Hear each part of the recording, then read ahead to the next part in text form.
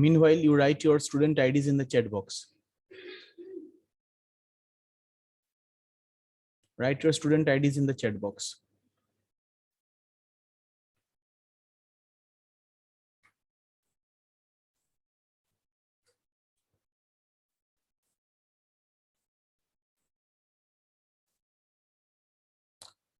Okay, today I'm actually going to discuss about the bivariate distribution, which is the subject matter of module 3.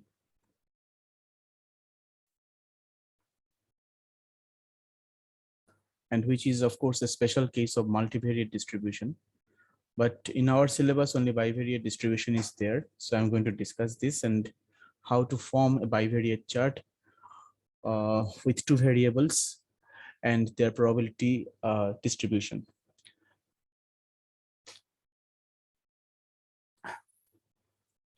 So far, we have discussed random variable as a real valued function defined over a particular sample space with some sort of probability measure defined on it. And it stands to reason that many different random variables can be defined actually over the same sample space. So for example, if I toss a pair of dice, then we are maybe interested in finding the sum of the numbers appearing on the faces of the two dice, or product of the two numbers appearing on the faces of the two dice, and so on.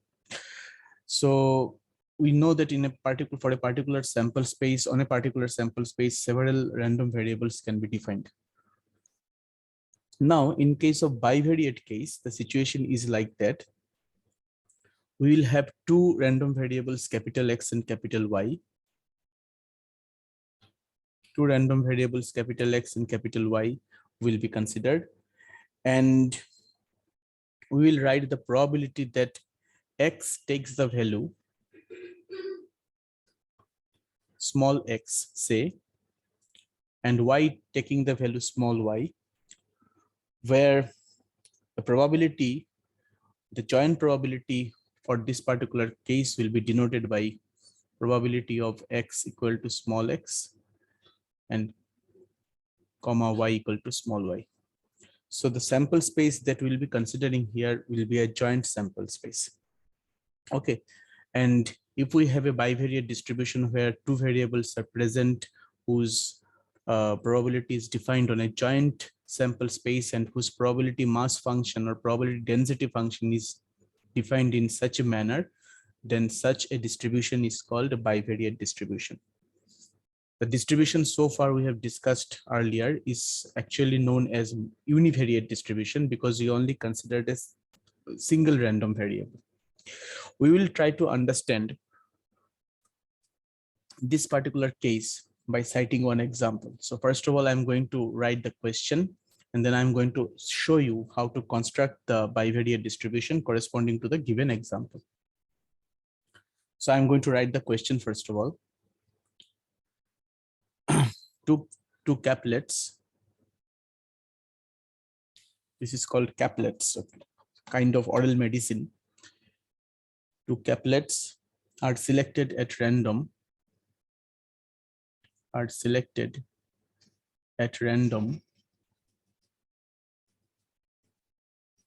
Okay, from a bottle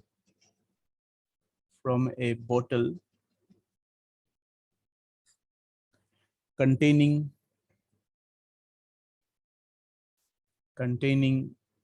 3 aspirin,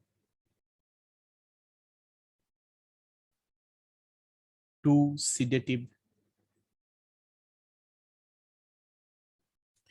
and 4 laxative. 4 laxative types of caplets. 4 different types of tablets actually are present in the bottle.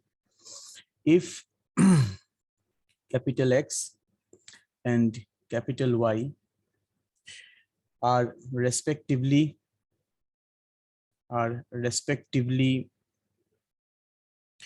the numbers of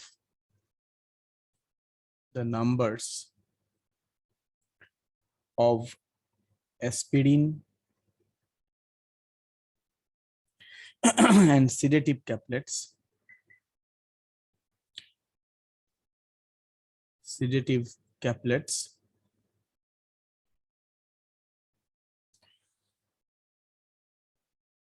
included among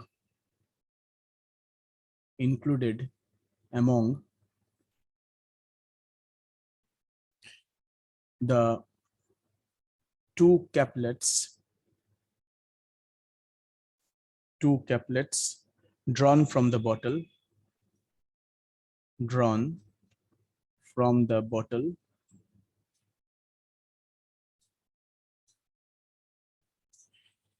find the probabilities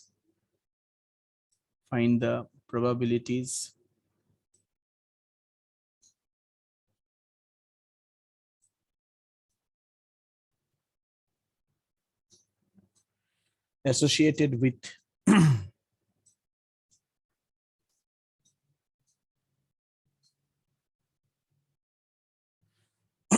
all possible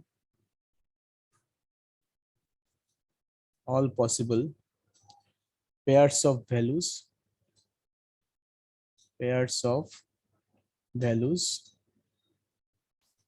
of capital X and capital Y. So here you see that here we see that capital X and capital Y are two random variables that have been defined over here in this particular problem, where you know that capital X actually a random variable giving some sort of number. Here capital X stands for the numbers of aspirin tablets, and capital Y stands for the number of sedative tablets. Okay. And we are going to construct a bivariate chart for the given problem. Okay, so we are going to analyze the situation and we'll try to find out the probabilities in this particular case. Now, to start with, let me write specifically what situation we have in our hand. So we have three types of aspirins, 3 aspirin tablets in my bottle and 2 sedatives in my bottle, and we have 4 laxative tablets in my bottle. Okay, and it is also given that capital X is the number of aspirin caplets,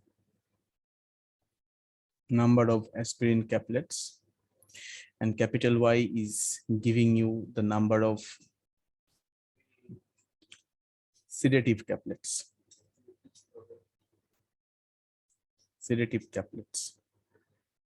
Now we are supposed to draw 2 caplets from the bottle.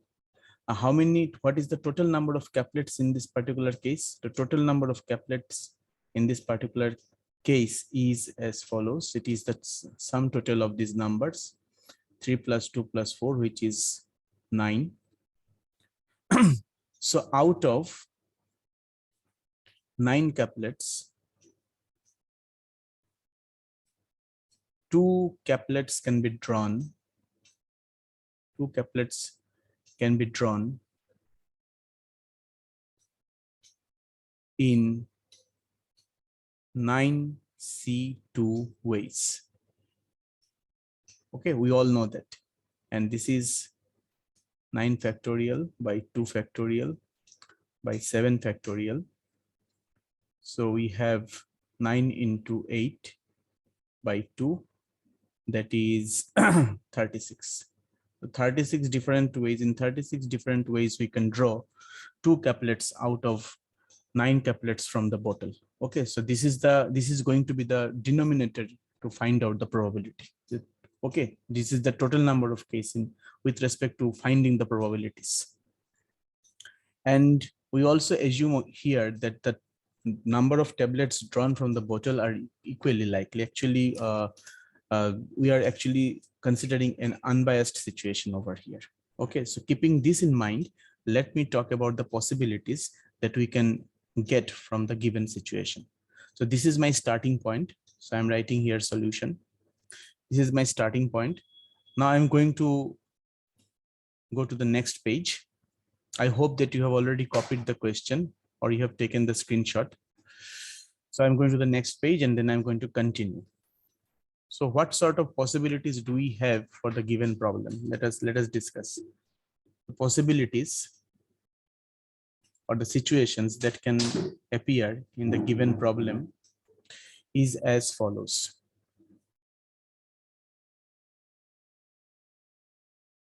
The situations are as follows. If for simplicity, let us consider this, let us denote this aspirin by A, this sedative by capital S, and this laxative by capital L. Laxative by capital L. Okay. Now we need to, what do we need to find out? It is said that if capital X gives you the number of aspirin tablets and if capital Y gives you the number of sedative caplets, and we are only supposed to draw the 2 caplets from the bottle, what possibilities do we have in this particular case? So possibility number 1 is as follows. We have got no aspirin tablets and 1 sedative tablet and 1 laxative tablet. This is possibility number 1. Possibility number 2 is that we have got 1 aspirin tablet, no sedative tablet, and 1 laxative tablet. Possibility number 3, we can have 1 aspirin, 1 sedative, and no laxative. Possibility number 4 that we can have is as follows. No aspirin, 2 sedatives, and no laxative. Possibility number 5 that we can have is 2 aspirins, no sedative, no laxative. Possibility number 6 that we can have is as follows. No aspirin, no sedative, and 2 laxative. These are the only possibilities that we can have for the given situation. Okay. Now we will try to find out the number of ways by which this can be drawn from the bottle containing the 9 caplets. Number of ways in which these situations can arise. Okay, so we are going to write the number of ways over here. So we are going to calculate, first of all, we are going to calculate the number of ways for each of these case. Now you see that the given situation 0, 1, 1, this triplet can be obtained in the following manner. None from 3 aspirins, 1 from 2 sedatives, 1 from 4 laxative. This situation will give you 1 from 3 aspirins, none from 2 sedatives, and 1 from 4 laxative. Next one will give you 1 from 3 aspirins, 1 from 2 sedatives, none from 4 laxatives. The next situation will give you none from 3 aspirins, 2 from 2 sedatives, and none from 4 laxatives. Okay. The next situation gives you 2 from 3 aspirins, none from 2 sedatives, none from 4 laxatives. And the last situation will give you none from 3 aspirins, none from 2 sedatives, and 2 from 4 laxatives. Okay. What are these numbers? Let me calculate the numbers over here. First of all, we'll calculate these numbers. So this is nothing but 2C1 into 4C1, that is 8. This is nothing but 3C1 into 2C1, which is 6. And this is nothing but 3C2, that means, which is equal to 3C1, that is 3. And Then we are going to calculate this number of ways. It is 3C1 into 4C1, that is 12. And this is 2C2, that is 1. And that is 4C2. 4C2 means 4 factorial into 3 into 2 factorial by 2 factorial into 2 factorial. That means 6. Okay. So these are the ways by which this situation can arise. Now we are going to calculate the probabilities. So I don't have space. Otherwise, I could have written on the right hand side of that. So here we are going to write the probabilities. I can manage over here. So we are going to calculate the probabilities now. Probabilities. So probabilities will be, and we know the total number of ways is 36. So here the probability will be 8 by 36. Here the probability will be 12 by 36. And here the probability is 6 by 36. Then 1 by 36. Then 3 by 36. And last one is 6 by 36. These are all probabilities. I have to mark a boundary line, otherwise people may think that I have drawn something. I mean, they may become confused actually. So this is the boundary. Okay. Okay. So these are the probabilities that we have calculated over here.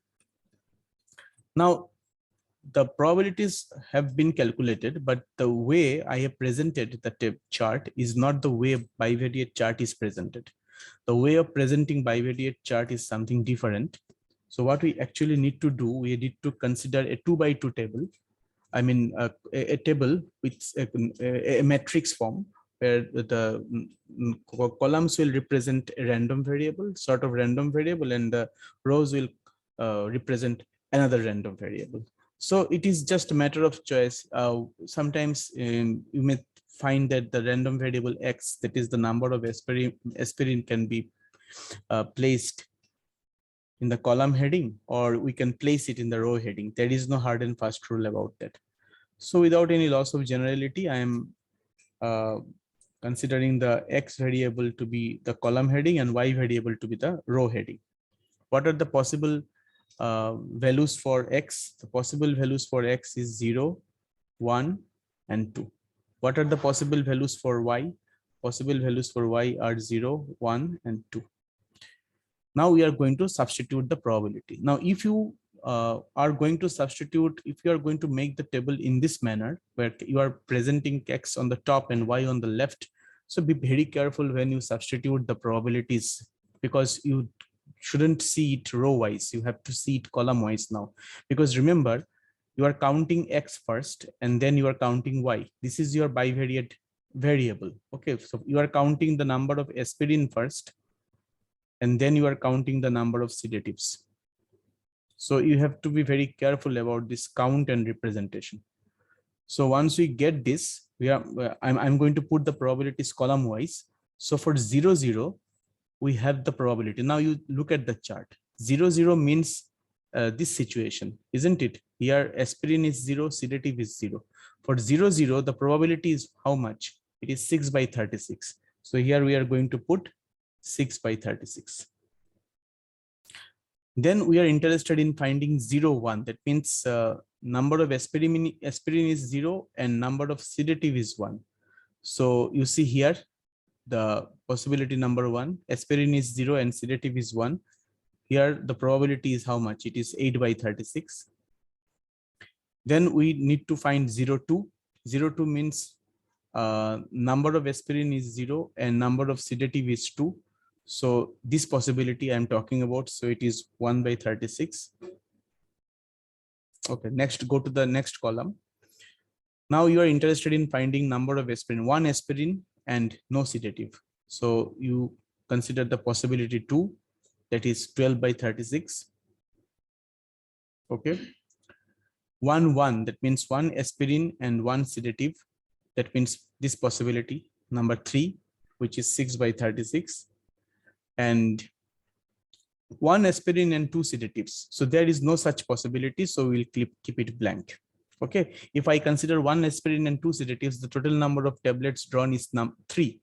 This should not be, because we are interested in drawing only 2 tablets. After drawing 2 tablets, we have stopped drawing.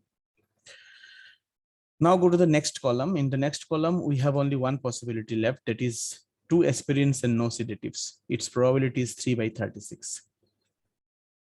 Now, if I take X on the left-hand side and Y on the top, then the thing will be just reversed. Okay. So this is the scenario. This is the scenario by which a bivariate chart is represented. If I want to simplify the probabilities a little bit, you will get the following. So I write the possibilities over here, 0, 1, 2, and 0, 1, 2. And the probabilities will be, the first probability will be 1 by 6. The second one will be 2 by 9. Third one will be 1 by 36. And this will be 1 by 3. This will be 1 by 6. And that will be 1 by 12. This possibility and that possibility and that possibility will not occur. Okay. The chart that we have obtained is called a bivariate chart. It is called a bivariate chart. Bivariate chart. Now, in just like the probability mass function and probability density function, we always try to represent the bivariate chart, the probability is calculated with respect to some sort of function. Sometimes we also think about some sort of formula which gives you the probabilities, respective probabilities. Okay, so in this particular example, a careful observation reveals that, okay, we can very easily we can find out the probability formula for the given scenario. What is the probability formula? So suppose, I mean, the probabilities that I have considered over here, 1 by 6, 1/3, 1 by 12. I want to write this probability in the form, this probability of X equal to X and probability of Y equal to Y. We want to find the expression with the domain of X and domain of Y specified.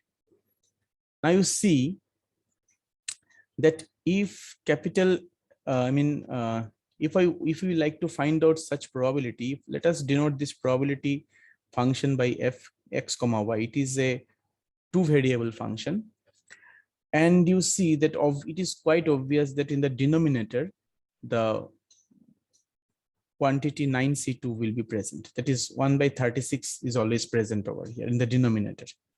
In the numerator, however, when we calculated the probabilities, what we did actually, we did these things. We took the combination 3c something, 2c something, and 4c something, because 3 aspirins were there, 2 sedatives were there, and 4 laxatives were there. So we will write here 3c something, 2c something, and 4c something. Now what is that something? If I count the number of aspirins to be X, as we have considered in this particular problem, so we can put X over here. If we count number of sedatives to be Y, we can put Y over here. But in this part, in this last part, what we can do is the following. Once we draw the X and Y, we are not left, we have to be very careful about the drawing for the laxatives. So we can write it as 2 minus X minus Y. Now you see, when we suppose X equal to 0 and Y equals to 1, let me verify the formula. So if you, for instance, if I take X equal to 0 and Y equal to 1, then according to the formula fx comma y, it is giving me 3c0, 2c1, and 4, 2 minus 0 minus 1, okay, and 9c2. So you see what we are getting. We are getting 3c0, 2c1, and 4C1 by 9C2, which is obviously the first case, 3C0, 2C1, 4C1. Now you can check for all the possibilities and you will find that this particular formula is satisfying the probabilities represented in the bivariate chart. So we can represent this probability function in the following way. And we have to specify the domain also. Be very careful about this. When we represent a function, we always represent the domain. Here the values, possible values for x are 0, 1, 2. Possible values for y are 0, 1, 2. And not only this, the sum total of x plus y should be less than or equal to 2. And obviously it is greater than or equal to 0. So this is the probability function, bivariate probability function, which is actually playing the role in this particular problem. This is how we calculate the bivariate probability. So what is the definition of the joint probability distribution?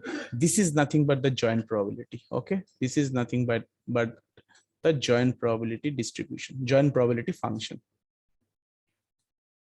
And the sample space from which we have considered the probabilities, this sample space is called the joint sample space. Now I'm going to give you the formal definition of the joint probability distribution with respect to the given problem. So if capital X and capital Y are, oh, one more thing, you see this capital X and capital Y, they are considering, both of them are considering discrete values. X is taking 3 discrete values, 0, 1, 2. Y is taking 3 discrete values, 0, 1, 2. So obviously this joint probability distribution is a discrete probability distribution. It is a bivariate distribution discrete case. So here I'm going to define the joint probability distribution with respect to the discrete random variables. So if X and Y are discrete random variables, if X and Y are discrete random variables, the function given by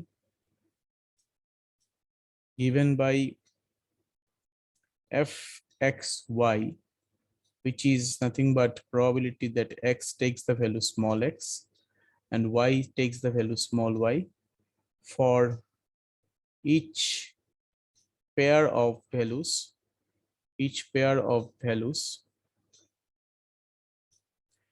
x comma y within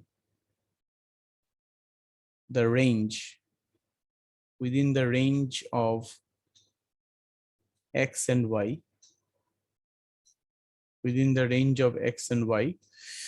is called the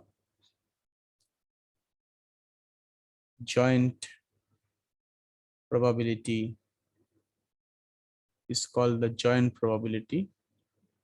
distribution of x and y. Joint probability distribution of x and y. And just like, and we know from our previous discussions that whenever we talk about the probability mass function for univariate case, when we consider the univariate variable x, okay, and its corresponding probability mass function, probability of x equal to small x, were considered, okay, which was satisfying 2 properties. One is probability is always non-negative, and sum total of all the probabilities, that is probability of x equal to small x over all possible values of x, this is equal to 1. Here also this probability function fxy will satisfy a similar type of property, which I'm going to write over here. So the similar property that this joint probability function is going to satisfy is the following. If fxy is the joint random probability function for a pair of random variables, the number 1 property that it is going to satisfy is the following. Fxy should always be greater than or equal to 0 for each pair of values, for each pair of values x comma y within its domain. This is very important, within its domain. So you need to specify the domain of x and y. And number two, double summation over x and y fxy, this is equal to 1. Now it means what?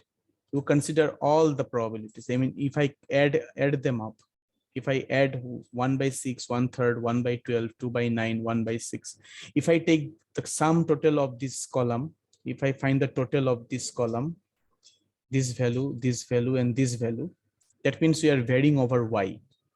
And then if I take the sum of this column, this rows I'm considering, so I'm varying over y. If I consider the sum of these columns, that means I'm varying over x. If I add them up, the total probability will always be equal to 1. This is the property that is going to be satisfied by the function where double summation extends over all possible pairs x comma y within its domain.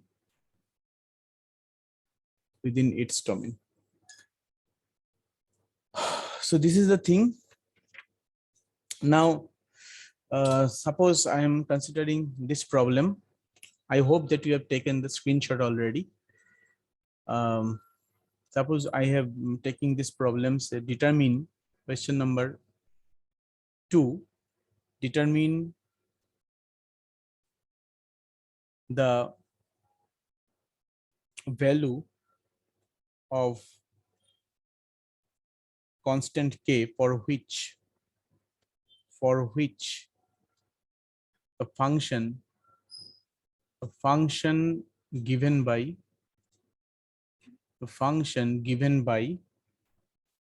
fx comma y is equal to kxy for x is equal to 1, 2, 3 and y is equal to 1, 2, 3. You have to determine whether this can serve as a joint probability distribution or not. This is very simple problem. What you need to do is the following. You are going to apply the second property over here, the summation over x and y, fxy, this needs to be equal to 1. And if I want to write it explicitly, this will be x will take value from 1 to up to 3 and y will take value from 1 to up to 3. And the function here is kxy, which needs to be equal to 1. Okay. Then you are going to put the values one after another. Okay. You can take k common. And then you can find out, for example, if you keep the x summation fixed, put the values of y. So this will be what? For it will be x into 1 plus x into 2 plus x into 3, like this. This should be equal to 1. And then you can play the x summation on these individual terms. So you will get these quantities x from 1 to 3 over x plus x from 1 to 3 over twice x plus x on 1 to 3 over thrice x. This should be equal to 1. And if I put the values, we will get 1 plus 2 plus 3. This should be equal to 2 plus 4 plus 6. This should be equal to 3 plus 6 plus 9. How much is coming? 5 plus this is how much? 12. This is 18. And from there we are getting 18 plus 12 means how much? 30, 35. Sorry, how much it is? 35 is coming, which is equal to 1. So K is 1 upon this. Just check the calculation whether there is any mistake or not. And if you do not find any mistake, then this is the answer. So this is how we can use the rule, I mean the probability rule on this to find the first one will be 6. Which one? Which one we are talking about? Tell me. Oh, acha. Yes. First one means this one you are talking about. Yeah, 3 plus 2, 5. Yeah, yes. This should be equal to 6. So this will be 36. 36. And this will be 36. Yes. Okay. So the probability is the constant for which this particular joint probability function will satisfy the second property is given as follows. It is for this constant, it will happen. So the similarity between the univariate case and the bivariate case is simple. In bivariate case, we considered only one variable and only one probability mass function. A probability mass function which is spread over a single sample space. In bivariate distribution, we are going to consider two variables where the probability mass function will be spreaded over a joint sample space. That is the difference. Otherwise, every property of the univariate case will be carried forward to the bivariate case. Okay. So this I think I'll stop over here at this point. Tomorrow we have a double period class. Then there I'm going to discuss about. Okay, you rejoin once again. We have less than 1 minute because I have to say you something. Just rejoin for 5 minutes and then I'm going to tell what to do in the next class.